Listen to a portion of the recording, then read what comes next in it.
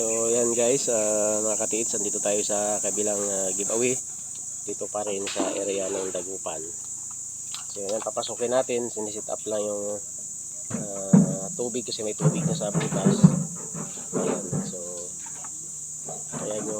yan yung unang hinukay nila, yung ginto dyan bababa sa ilalim.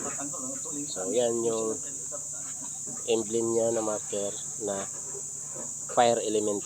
Yan, fire element yan, mga bodies. Yan. So dito tayo sa fire element. Ayan, ayan yung butas na yan. Dito tayo bababa dyan sa ilalim. Ayan, yung tao dulo. Mabaho ang tubig niya, bebe. Yes. Malangsa.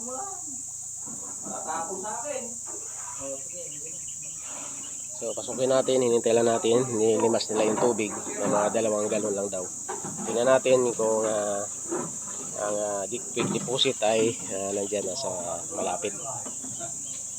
So yan mga buddies, kung bago lang sa dito, mag-subscribe ka na dyan para update nyo lahat sa area na pupuntahan ko. Bansay, timpa na to, Treasure Hunter.